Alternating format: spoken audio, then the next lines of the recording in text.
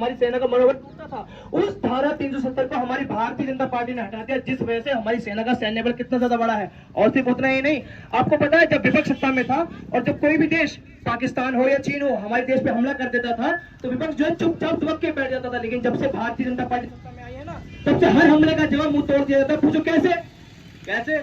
अरे भाई, surgical strike से, एयर अटैक से और उरी अटैक से। अब आप ही बताइए, कोई पार्टी इतने अच्छे कार्य करेगी तो क्या उन्हें वोट नहीं देना चाहिए?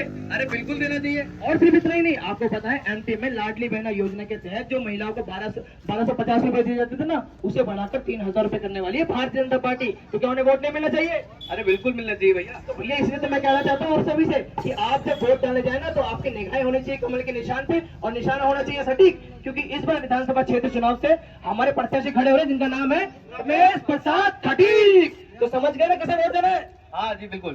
तो भैया आप समझ गए ना, मैं भी भारतीय जनता पार्टी को वोट देने वाला हूँ। आप मेरे साथ जाएंगे 17 तारीख को विधानसभा चुनाव के दिन, और देखना जो वो वोटिंग मशीन होती है ना, उसके सामने कमल के छाप का निशान होगा और उसके सामने का बटन दबाकर हमें सिर्फ और सिर्फ भारतीय जनता पार्टी को ही भारी मतों से विजय बनाना है। समझ गए? अरे बिल्कुल। अब मेरी सांस फूल गई तो मैं चाहता हूँ।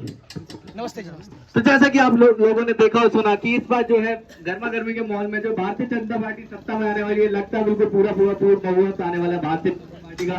तो आप लोग जोरों शोरों से ऐसी वोट करते हैं। और चलिए हम नुक्कड़ नाटक को खत्म करेंगे अपने एक छोटे से गाने के साथ। एक वोट है, एक वोट है, एक वोट, एक वोट।